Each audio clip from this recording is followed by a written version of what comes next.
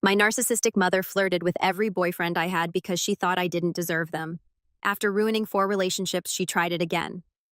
But this time, my boyfriend exposed her manipulation in front of everyone and walked away with me. I'm Emma.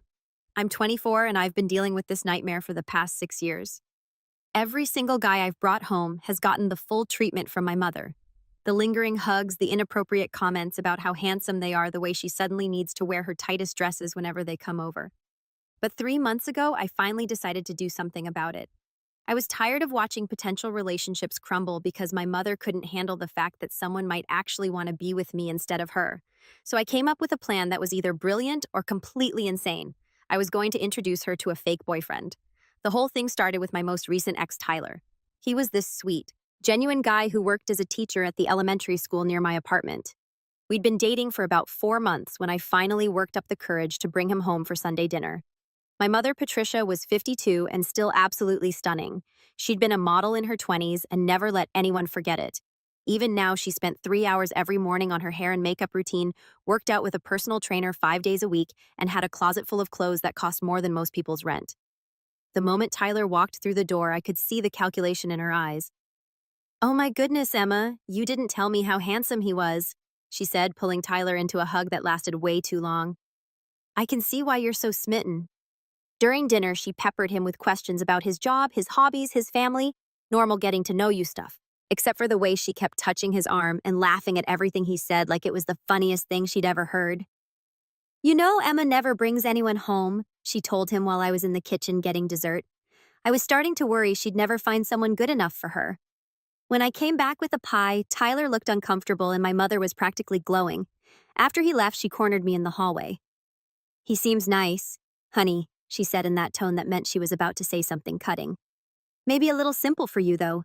I mean, elementary school teacher, you could probably do better." This was her pattern. First, she'd flirt with them to test whether they'd respond to her attention. Then she'd plant seeds of doubt in my head about whether they were good enough for me. Meanwhile, she'd start texting them directly, finding excuses to invite them over when I wasn't around. It had worked with my last 3 boyfriends. They'd all ended up confused and overwhelmed by the weird dynamic with my mother, and eventually they'd just fade away rather than deal with it. But Tyler was different. He actually told me what was happening. "Your mom has been texting me," he said 2 weeks after the dinner. We were sitting in his living room and he looked genuinely troubled. "What kind of texts?" He showed me his phone.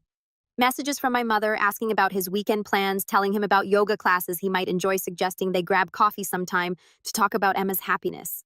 "She says she wants to make sure I'm treating you right," Tyler said. "But some of these messages feel weird." I scrolled through them, my stomach sinking.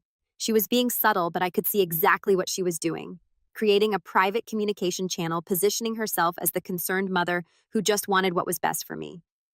"I don't want to cause problems between you and your family," Tyler said. "But this feels inappropriate." "It is inappropriate," I said. "And I'm so sorry. This is exactly why I don't usually introduce guys to her. Has this happened before every single time?" Tyler was quiet for a long moment. "Emma, that's not normal. You know that, right? I did know that. I'd known it for years. But knowing something is wrong and being able to fix it are two completely different things." 3 days later, Tyler broke up with me. "I really care about you," he said, "but I can't handle your mother. The constant texts, the way she looks at me, the things she says about us. It's too much." I cried for hours after he left. Not just because I'd lost another good guy, but because I realized I was going to spend my entire life alone unless I figured out how to deal with my mother. That's when I came up with a fake boyfriend plan. I needed someone who could handle my mother's manipulation tactics, someone who wouldn't be flattered or intimidated by her attention, someone who could give her a taste of her own medicine without getting emotionally involved. The problem was I didn't know anyone like that. Then I remembered Alex Russo. Alex and I had been friends in college before we'd lost touch after graduation. He was studying theater, then planning to be an actor, and he was absolutely gorgeous. Tall, dark hair, green eyes, the kind of smile that made professors give him extensions on papers he'd never actually written. Alex was also gay, though he hadn't been open about it in college. We'd stayed in touch on social media, and I'd seen his posts about coming out to his family and moving in with his boyfriend Marcus. More importantly, Alex was the kind of person who loved drama and had zero patience for manipulative people. I sent him a message explaining my situation, and to my surprise, he was immediately interested. Oh, honey, this sounds like the most fun I've had in months, he wrote back. Marcus is going to love hearing about this. When do we start? We met for coffee the next weekend to plan everything out. Alex was even more attractive than he'd been in college, and he had this confident energy that I knew would drive my mother crazy. So what's the goal here, he asked. Are we trying to make her back off, or are we going full revenge mode? I just want her to leave my actual relationships alone, I said. If she's focused on you, maybe she'll stop sabotaging my real dating life. Got it. So I need to be charming enough to get her attention, but unavailable enough to frustrate her. Exactly. We worked out our backstory. We'd been reconnected through mutual friends, had been dating for 2 months, and things were getting serious. Alex would be attentive, but not overly affectionate, successful, but not flashy. Interested in her opinion, but not seeking her approval. The key, Alex said, is to make her feel like she's in competition with you. Like I might choose her if she plays her cards right. That sounds terrible. It is terrible, but it's also exactly how her brain works, right? She can't stand the idea that you have something she can't have. 2 weeks later, I brought Alex home for dinner. My mother answered the door in a dress I'd never seen before. Her hair and makeup absolutely perfect. She took one look at Alex and I could practically see her pupils dilate. You must be Alex, she said, extending her hand like she expected him to kiss it. Emma has told me so much about you. All good things, I hope, Alex said, giving her that $1,000,000 smile. And you must be Patricia. Emma definitely didn't mention how beautiful her mother is. I watched my mother practically melt. She giggled like a teenager and ushered us into the living room, immediately launching into hostess mode. Over dinner, Alex was absolutely masterful. He asked my mother about her modeling career, complimented her cooking, and listened intently to her stories about the fascinating people she'd met over the years. But he also kept one hand on my knee under the table and made sure to include me in every conversation. Emma's so lucky to have such an interesting mother, he said. I can see where she gets her confidence from. My mother was practically glowing. Oh, Emma's always been so shy. I keep telling her she needs to put herself out there more. I think Emma's perfect exactly as she is, Alex said, squeezing my hand. But I'd love to hear more about your modeling days. That must have been such an adventure. For the next hour, my mother regaled us with stories I'd heard 1,000 times. Alex laughed at all the right moments, asked follow-up questions, and made her feel like the most interesting person in the world. After dinner, while I was loading the dishwasher, I could hear them talking in the living room. Alex was asking about her workout routine and skincare regimen, telling her she looked at least 10 years younger than her age. Emma is so lucky to have someone who appreciates quality, my mother said. I definitely appreciate quality, Alex replied, and I could hear the smile in his voice. When we left that night, my mother hugged Alex goodbye and told him he was welcome anytime. She likes you, I said as we drove away. Oh, she more than likes me. Did you see her face when I complimented her dress? She's already planning our affair. That's disgusting. That's your mother. Over the next few weeks, Alex's plan worked perfectly. My mother started texting him within days of that first dinner. Innocent messages, at first asking how work was going, sharing articles she thought he might find interesting. Alex showed me every message and carefully crafted his responses to keep her interested but not quite satisfied. He was friendly but not flirty, appreciative but not pursuing. Meanwhile, my mother started treating me differently. She was nicer to me when Alex was around, almost like she was trying to prove what a wonderful mother she was. She stopped making little digs about my appearance or my job, and she actually seemed to listen when I talked. She's performing for him. Alex explained she wants him to see her as this amazing, supportive mother, so he'll think she's relationship material. It was working so well that I almost forgot the whole thing was fake. Then my mother escalated. She started finding excuses to drop by my apartment when she knew Alex would be there. She'd bring groceries I hadn't asked for, or claim she was in the neighborhood and wanted to say hi. Always dressed to the nines, always with some small gift or treat for Alex. Your mother brought me homemade cookies, Alex told me after one of her surprise visits. She stayed for 2 hours talking about how worried she is that you're not eating enough.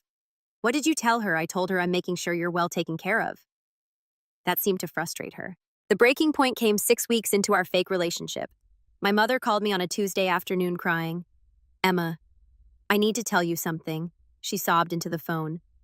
I think I'm falling in love with Alex. My stomach dropped. Mom, what are you talking about? I know it's wrong. I know he's your boyfriend, but I can't help how I feel. He's just so wonderful, and he really understands me in a way that most men don't. Mom, you've known him for 6 weeks. Sometimes that's all it takes. Look, I don't want to hurt you, but I think Alex might have feelings for me too. The way he looks at me, the things he says, I think he's just staying with you because he doesn't want to hurt your feelings. I was quiet for so long that she asked if I was still there. I'm here, I said finally. Maybe we should all sit down and talk about this like adults, she continued. I think if we're honest about our feelings, we can figure out what's best for everyone. That night, I called Alex and told him what had happened. She wants to have a conversation about feelings. He said, "Oh, this is perfect. Perfect. Alex, this is nightmare territory. She's completely lost her mind. No, this is exactly what we wanted. She's so obsessed with the idea of stealing your boyfriend that she's willing to blow up your relationship to get him. Now we can show her exactly how it feels." What do you mean? Trust me. Set up that conversation this weekend at your place. Tell her we'll all discuss the situation honestly. I didn't like the look in Alex's eyes, but I was too deep into this mess to back out now. Saturday evening, my mother arrived at my apartment dressed like she was going to a red carpet event. Tight black dress, full makeup hair styled in perfect waves. She brought a bottle of expensive wine and a nervous energy that filled the entire room. Alex had arrived an hour earlier, and we'd spent the time going over his plan. I still wasn't sure about it, but I trusted him to handle the situation. Patricia, Alex said, standing to give her a hug when she walked in. "You look absolutely stunning," my mother practically purred. "Thank you, Alex. You look pretty handsome yourself." We sat in the living room, the three of us forming an awkward triangle on my couch and chairs. My mother kept glancing between Alex and me like she was trying to read the room. So she said finally, "I think we all know why we're here." "We do," Alex agreed. "And I want you to know how much I appreciate your honesty, Patricia. It takes courage to admit your feelings." My mother's face lit up. "I'm so glad you understand. I was worried you'd think I was terrible." "Not at all. In fact, I think this conversation is long overdue." Alex reached over and took my hand, which seemed to surprise my mother. "The thing is," Alex continued, "I need to be honest about my feelings too." "Of course," my mother said, leaning forward expectantly. "Patricia, you're an absolutely incredible woman. Beautiful, intelligent, sophisticated. Any man would be lucky to have your attention." My mother was glowing, but I'm completely, utterly, head over heels in love with Emma. My mother's face fell. "More than that," Alex continued, "I'm gay." The silence in the room was deafening. My mother's mouth opened and closed like a fish. "I'm sorry, what?" she finally managed. "I'm gay, Patricia. I have been my entire life. I have a boyfriend named Marcus who I've been with for 3 years. Emma and I have been pretending to date because she was tired of you sabotaging her real relationships."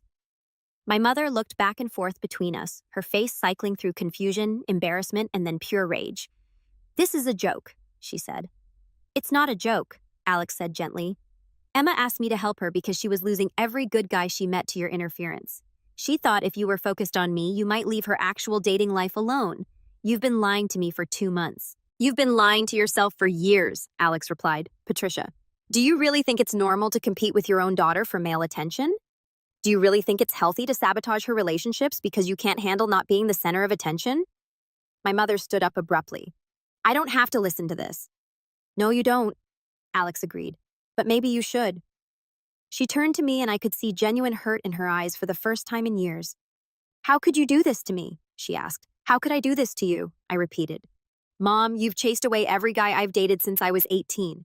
You flirt with them, you text them behind my back, you make them feel guilty for being with me instead of giving you attention. You've sabotaged 6 years of my dating life. I never sabotaged anything. If those boys couldn't handle a little friendly attention from your mother, then they weren't good enough for you anyway."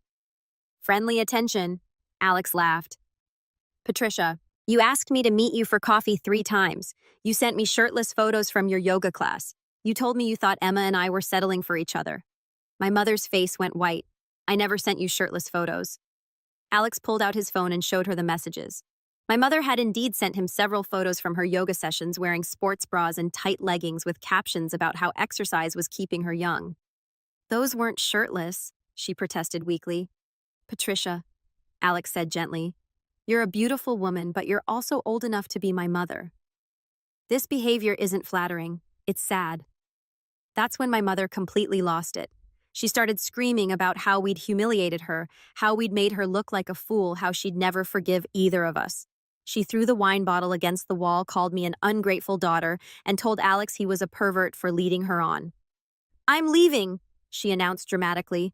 "And don't expect me to speak to you again anytime soon, Emma. Maybe when you grow up and learn how to treat your mother with respect." She stormed out, slamming the door so hard that my neighbor's dog started barking. Alex and I sat in stunned silence for several minutes. That went better than expected. He said finally, better. She threw a bottle at my wall. But she's not going to bother your next boyfriend. Trust me, she's way too embarrassed to pull her usual routine after this. Alex was right, but not in the way either of us expected. For the next 3 weeks, my mother didn't contact me at all. No calls, no texts, no surprise visits. It was the longest we'd gone without speaking since I'd moved out of her house. I was starting to think maybe I'd finally gotten through to her, that the shock of being called out so publicly had made her realize how inappropriate her behavior had been. Then I got a call from my Aunt Linda, my mother's sister. Emma, honey, I need to tell you something about your mother. She said, she's been staying with me since your fight, and she's been telling everyone a very different version of what happened. What do you mean? According to Patricia, you brought home a gay man and pretended he was your boyfriend because you were jealous of the attention he was giving her. She's saying you orchestrated this whole thing to humiliate her because you can't stand that men find her attractive. My blood ran cold. That's not what happened. I know that, honey. But she's been calling everyone in the family, all her friends, even some people at your work. She's painting herself as the victim of some cruel prank you pulled because you're jealous and immature. I felt sick. This was exactly the kind of thing my mother would do when she couldn't control the narrative through manipulation. She'd rewrite history entirely. There's more, Linda continued.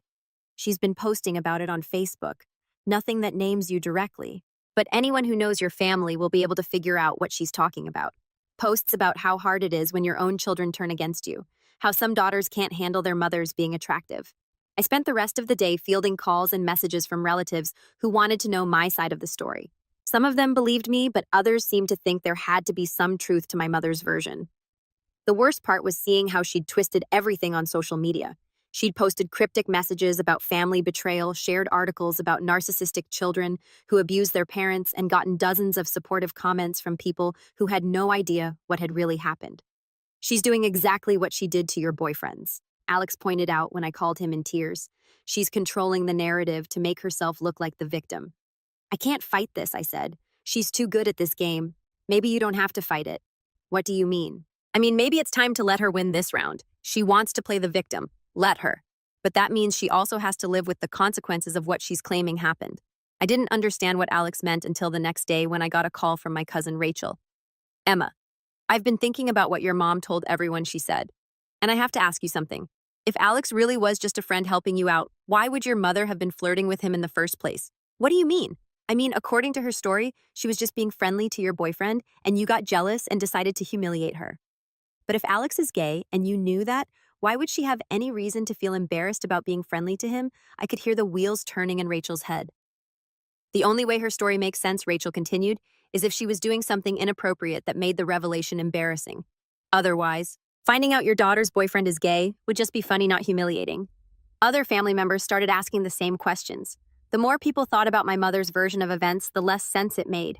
Why would I go through such an elaborate plan just to embarrass her if she'd done nothing wrong?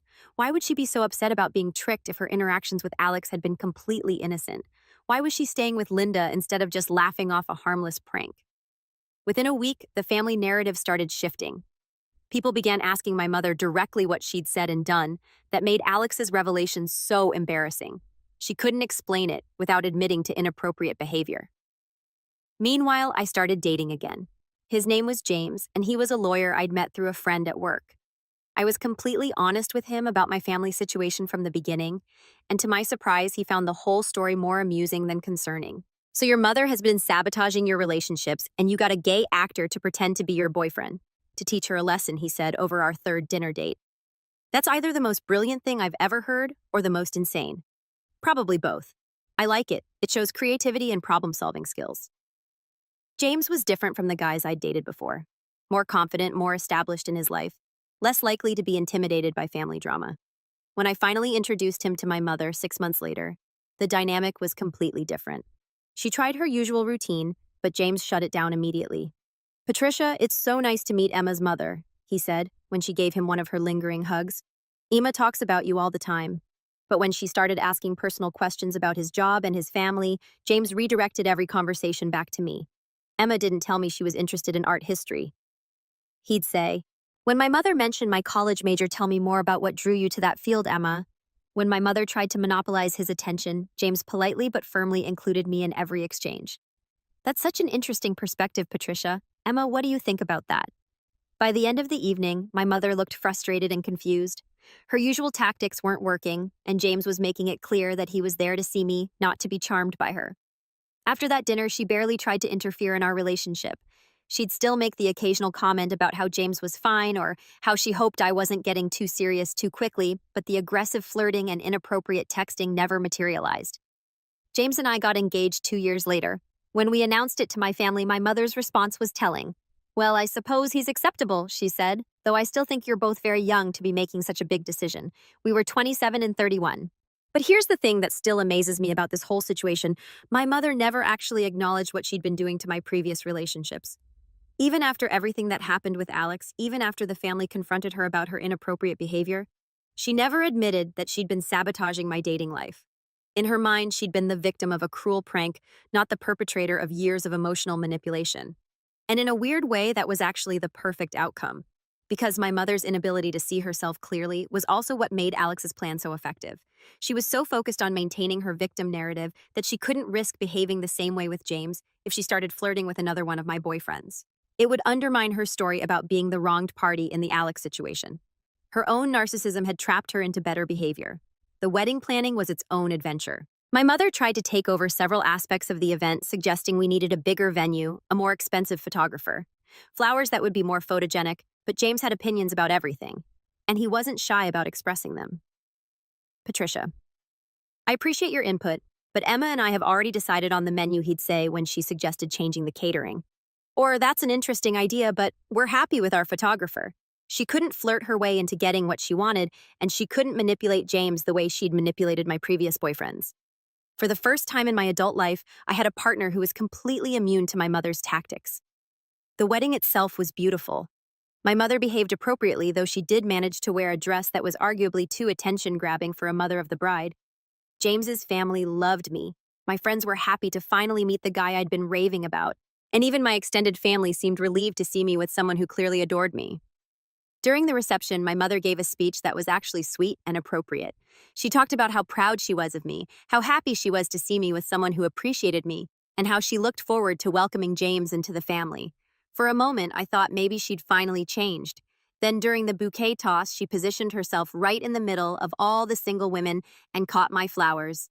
"Looks like I'm next," she announced to the crowd, winking at James's unmarried brother.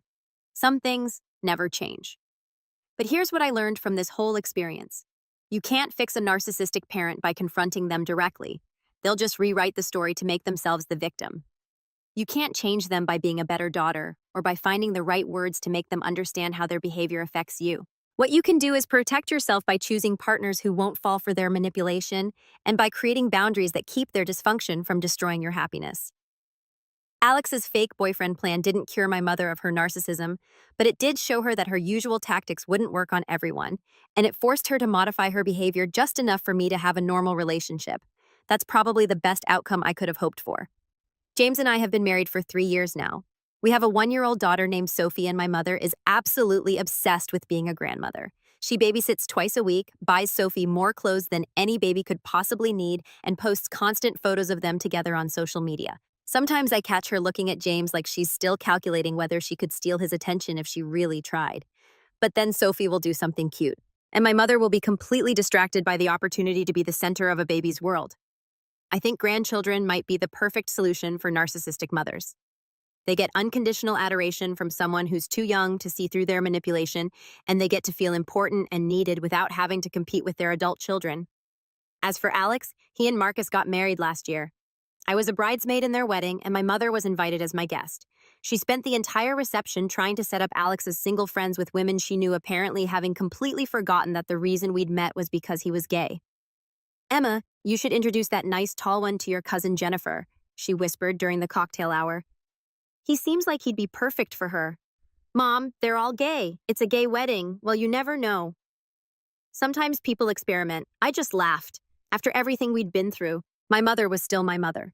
Still beautiful, still charming, still completely unable to see the world from anyone's perspective but her own. But she was also no longer able to destroy my relationships. And that was enough. The most important thing I learned from this whole experience is that you don't have to fix your family to be happy. You just have to figure out how to protect yourself from their worst impulses while still maintaining whatever relationship is possible. My mother will probably always be a narcissist. She'll probably always need to be the center of attention. Always struggle with the idea that other people have needs and feelings that matter as much as hers do. But she'll also probably always be my mother. And despite everything, I do love her. I just love myself enough now to not let her destroy my happiness in the process. And sometimes that's the most you can ask for from a complicated family relationship. The fake boyfriend plan worked not because it changed my mother, but because it changed me. It taught me that I could take control of situations that felt hopeless, that I could protect myself without completely cutting ties, and that sometimes the best revenge is simply refusing to be a victim.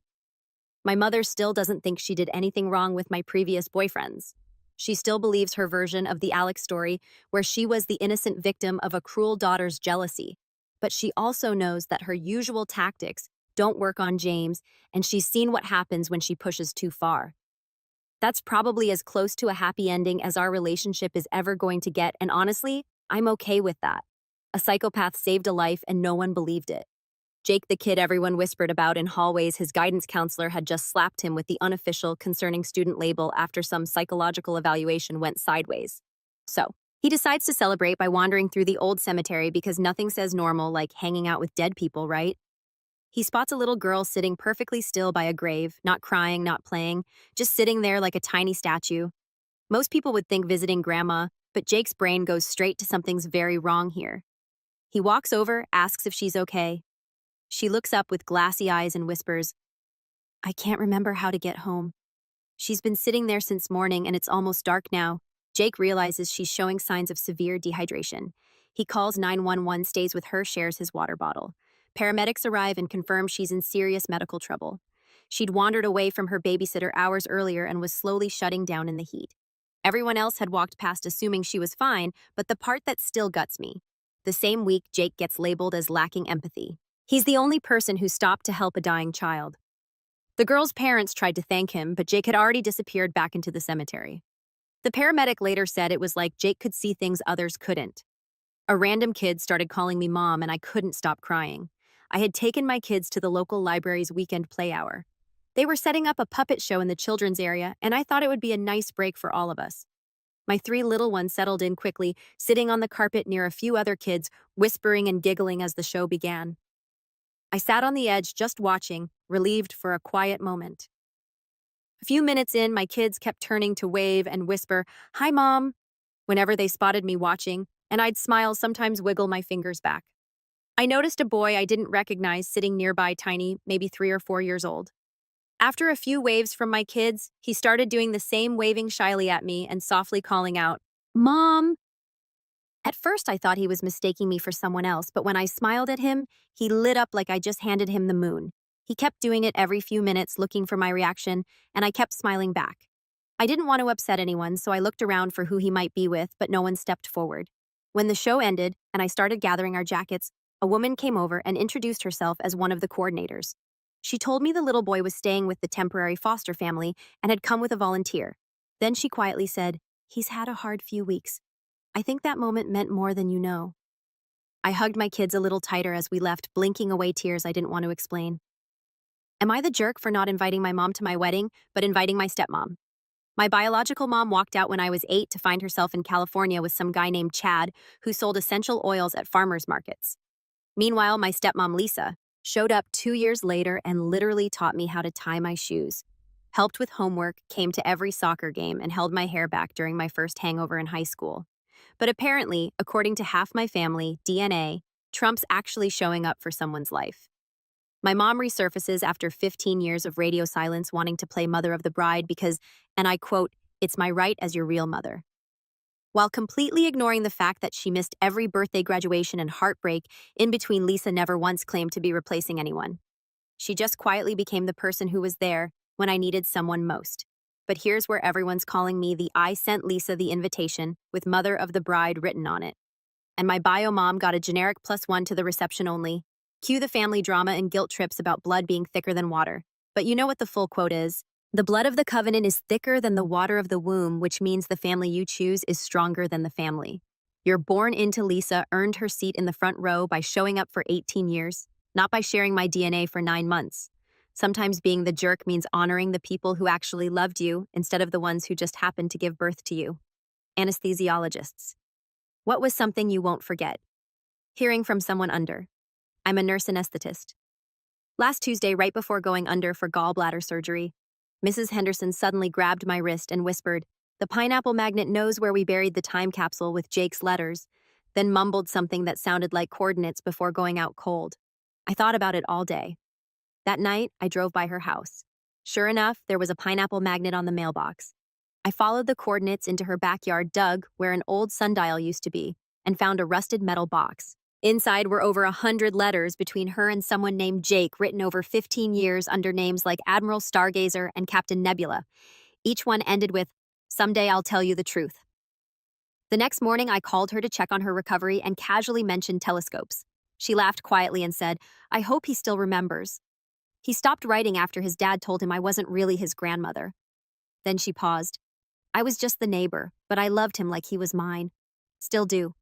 She asked me not to tell him if he ever came looking. Let him believe it was all real. She said it was real to me. I told her maybe she should check her garden soon. She went quiet. Then she whispered, "So he really kept them." I said, "You both did. Best friends who swore you'd never drift apart."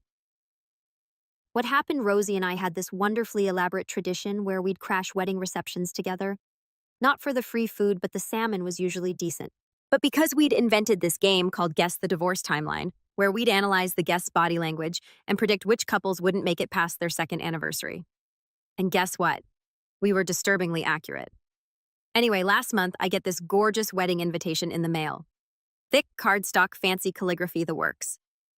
Rosie Elizabeth Morrison cordially invites me to witness her union with some guy named David at the country club we'd always mocked for its aggressively beige interior.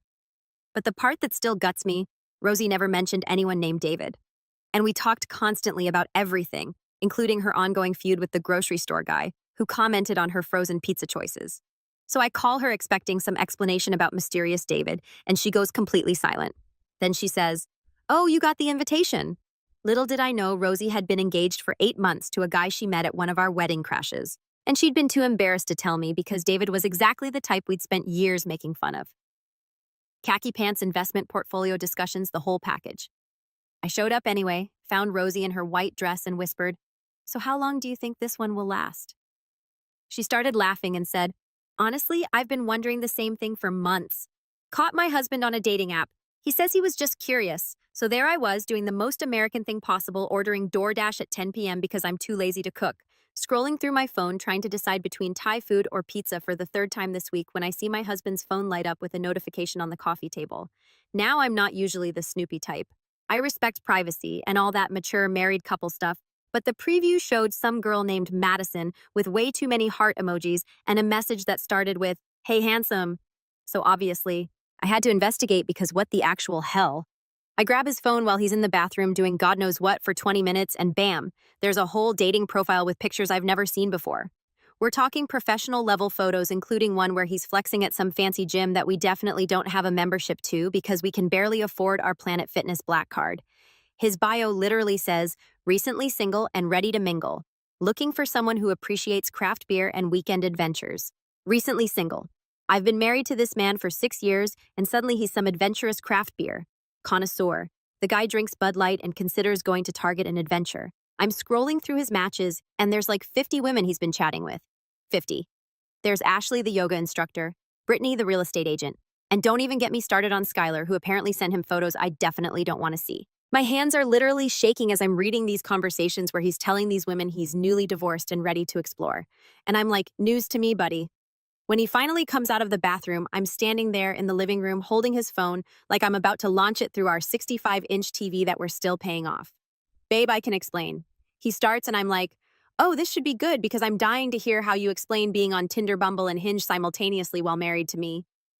He gets this deer in headlights look and goes, "It's not what it looks like." Okay, I was just curious about what's out there. You know, like window shopping, but for people. I wasn't actually going to meet anyone. I swear, window shopping for people.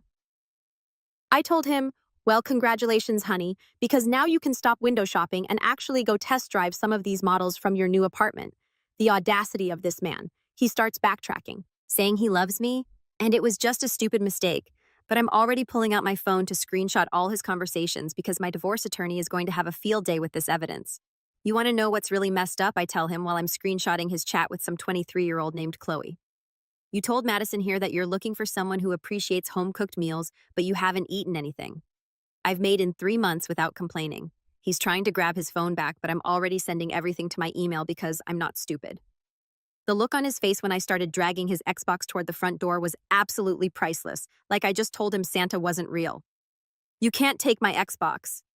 He whines, and I'm like, watch me, window shopper. I packed up his gaming, set up his stupid craft beer collection that he never drinks, and threw in his lucky fishing hat that makes him look like a discount version of a Bass Pro Shop model.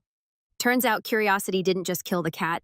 It killed his marriage, his Xbox privileges, and his chances of keeping the house with the good Wi-Fi. And yes, I kept the house, the dog, and I'm keeping his Netflix password because apparently I'm petty like that. But honestly, he deserves it. Madison and the other 49 women can have him, but they're getting damaged goods now. And good luck dealing with his habit of leaving dirty dishes in the sink and his obsession with watching the same 3 Marvel movies on repeat. Oh, and ladies, if you're out there swiping and see a guy named Brad who claims he's recently divorced and loves adventure, just know he considers going to Costco on a Saturday. His idea of living dangerously. Ever get a birthday wish from Domino's but not your bestie? It was my 26th birthday, and I'm sitting alone in my studio apartment eating leftover pizza when my phone buzzes with a text from Domino's saying, "Happy birthday, enjoy 20% off your next order." And I actually smiled for the first time all day because at least someone remembered. My best friend since middle school. The one who used to sleep over every weekend and knew I was terrified of the dark. The one who held my hair back at homecoming when I puked up too much smearing off ice behind the Dairy Queen. She hadn't said a word, even though Facebook literally sends you notifications, and we'd been texting about random TikToks just 2 days before. I kept making excuses for her, thinking maybe she was busy with her new job in Denver or planning some surprise. But then I saw her Instagram story that night, and she was at Topgolf with people I'd never seen before, laughing and posting about her amazing new squad with heart emojis everywhere. That's when it hit me like a freight train. Somewhere between high school graduation and now, I'd become the friend she kept around out of habit, not love. The safety net she'd text when her shiny new friends weren't available. The pizza company that just wanted my money cared more about my existence than the person who used to promise we'd be sisters forever. And honestly, that automated text message felt more genuine than our last 10 conversations combined. Ever hid your emotions because men don't cry was drilled into your childhood. So there I am, 32 years old, sitting in my car outside the movie theater after watching Inside Out 2 with my girlfriend, and I'm literally holding back tears because apparently animated movies about feelings hit different when you've spent 3 decades bottling everything up. My dad's voice is still playing on repeat in my head. Real men don't cry, son. Toughen up. What are you girl classic 90s parenting right there, folks? Meanwhile, Sarah's looking at me like, dude, it's okay to have emotions about a Pixar movie, but I'm over here doing mental math trying to figure out if getting misty-eyed over cartoon characters makes me less of a man according to the toxic masculinity handbook I never asked for. Then my phone buzzes. It's a text from my little nephew. Uncle Mike, I cried during the movie too. My friend said, boys don't cry, but you always tell me it's okay to feel things. Are you proud of me? And boom, it hits me like a freight train made of irony and childhood trauma. Here's this 8-year-old kid being braver than I've ever been. And I realize I've been so busy protecting myself from my dad's outdated rulebook that I almost forgot the most important lesson. The strongest thing you can teach the next generation isn't how to hide their pain. It's how to feel it, own it, and still show up as the man they want to be. So I texted him back, prouder than you'll ever know, buddy. Real men cry when something matters to them. Ever watched everyone celebrate someone else's birthday while yours went completely unnoticed? So there I was, sitting in the break room, watching my coworkers sing happy birthday to Jessica from accounting. You know, the one who pronounces Target like Targe and thinks putting avocado on everything makes her a wellness influencer. Meanwhile, I'm literally wearing a birthday badge my mom bought me on Amazon. Because let's be real, I'm 28 and still hoping someone will notice it's my special day too. The cake came out, the Instagram story started flying, and I'm just sitting there like a human participation trophy, pretending to be thrilled about Jessica's surprise party that she definitely planned herself. But here's the kicker. As I'm scrolling through my phone, feeling sorry for myself, I see a text from my little sister. Happy birthday, loser. Mom made your favorite cake, and we're all waiting for you to come home. Some of us actually matter, you know? Turns out, while I was busy expecting strangers to make my day special, my family had been blowing up my phone all morning with birthday wishes I was too busy feeling invisible to notice. Sometimes the people who really see you aren't the ones you're desperately trying to impress. They're the ones who've been celebrating you all along, even when you're too caught up in your own pity party to see it. When did you realize you were not the favorite child? At 13, sitting in the bleachers at my brother's Little League championship game, watching my parents lose their absolute minds cheering for him while I sat there in my math competition. Medal that I'd won 3 hours earlier, the one nobody had even asked to see. I kept waiting for them to look over to give me that same proud smile, but their eyes never left the field. And when Jake struck out in the 7th inning, my mom actually started crying like he just lost a full ride to college instead of a suburban Illinois rec league trophy. That's when it hit me. I could cure cancer, and they'd probably ask if I remembered to Jake's JV basketball game. But here's the thing that really guts me. I found out years later, going through old photo albums after Dad's funeral, that they had taken pictures of me at that math competition, dozens of them. And my mom had even made copies to send to my grandparents with a note that said, "Our little genius makes us so proud, they just never knew how to show it the way they did with Jake's sports. Never knew that I needed to see that same wild joy in their eyes when I won with my brain instead of a bat." I spent 15 years thinking I was invisible, when really I was just loved in a language I didn't understand. For people who've moved to a new country, what was the biggest challenge? I found out I was pregnant the same day my work visa got approved for Canada. I'm sitting in that doctor's office staring at 2 pink lines while my Toronto job offer crinkles in my sweaty palm. My boyfriend Alex doesn't know about either thing yet. I walked straight out and got my passport stamped because somehow that felt easier than making a phone call. 3 weeks later, I'm in Toronto eating pho above a Vietnamese restaurant, Googling Canadian healthcare while texting Alex back home. He texted asking why I quit my job. I replied that I was in Canada now. He texted back asking if I was insane. 6 months later, he shows up at my door. Turns out he'd been planning to propose the day I vanished, kept the ring in his pocket for half a year, and flew across an ocean to ask me a question. We're eating soup when he notices I'm not touching the beer he brought. His face goes white. How far along 7 months, I tell him. He puts this tiny velvet box next to the sriracha bottle. "I came to ask you to marry me, but now I think I should ask if you want me to stay." I looked at that ring, and at him, then at my belly. "I don't know, but do you want to find out together?" He moved here 2 months before our daughter was born. We never married, but kept that ring on our kitchen table for years next to the salt and pepper. Has another parent ever gotten mad at you for saying no to child? Yeah. Well, what she didn't know was that the toy she wanted me to hand over was the last thing my son would ever touch. We were at Target in the toy aisle, and this woman's daughter kept reaching for the Batman action figure in my cart. And when I gently moved it away, the mom marched over demanding I give it to her kid because she saw it first and you're teaching children to be greedy. I tried explaining it was a gift, but she got louder and more aggressive, calling me selfish in front of other shoppers. And I just stood there taking it because I couldn't tell her that 6 months ago my 8-year-old son Marcus had begged me for that exact Batman figure before his leukemia got worse. The morning he died, he kept that Batman on his nightstand, whispering about adventures they'd have when he got better. And I promised him I'd buy another one to remember him by. But here's what broke me. When she finally snatched it from my hands and gave it to her daughter, saying there, "That wasn't so hard." I didn't fight back because watching that little girl's face light up reminded me so much of Marcus that I couldn't take that happiness away. I walked out of Target empty-handed and sobbing, realizing that sometimes saying no isn't about being selfish.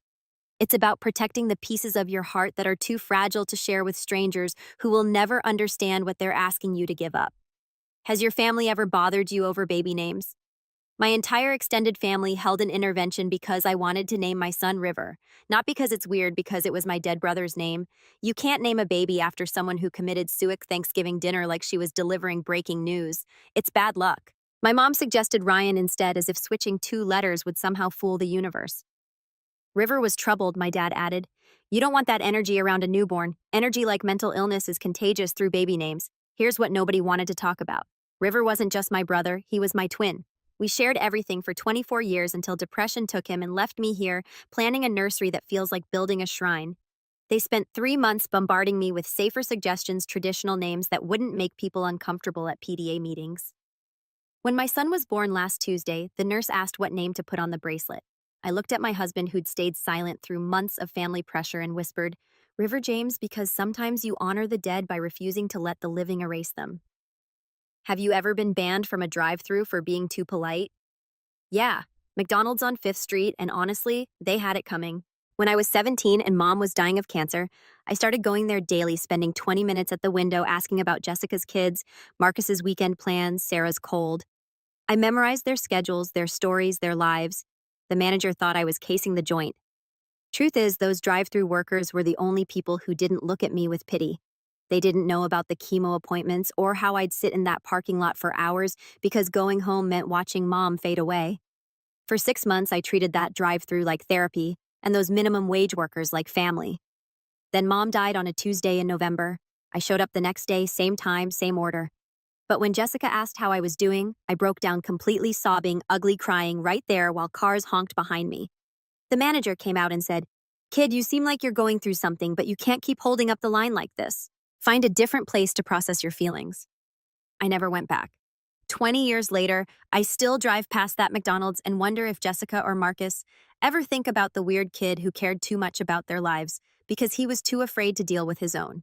Have you ever met a celebrity but acted like you didn't know them? I'm working at this tiny bookstore in Seattle when Ryan Gosling walks in, looking like he'd rather be literally anywhere else. Baseball cap, pulled down sunglasses indoors, that whole, please don't perceive me energy. I'm 19 and completely broke because my dad had just been diagnosed with cancer, and I've been sending every paycheck home to help with medical bills. This was right after The Notebook, so my brain is screaming internally, but I just act normal and ask if he needs help finding anything. He's super polite, buys this random poetry book, and I ring him up without making a big deal about it. As he's leaving, he pauses and says, "Thanks for being cool about this." And I just shrug like I have no idea what he means. Later, I'm closing up and find this envelope he must have left behind with my name on it. Inside is a note that says, "Your discretion means more than you know," and a check for $2,000. I stared at that check for like 10 minutes, thinking it was fake or a mistake, but it was real. I called my dad crying and told him I could finally afford to come home for his surgery. Dad asks how I got the money, and I just say I picked up extra shifts. I never told him about Ryan Gosling because honestly, who would believe that story? Dad's surgery went perfectly, and he's been cancer-free for 15 years now, and I still have that poetry book Ryan bought sitting on my shelf. Have you ever met a celebrity but acted like you don't know them? Well, I saw my father at a cost of coffee in Manchester last Tuesday. He was working behind the counter. Yeah.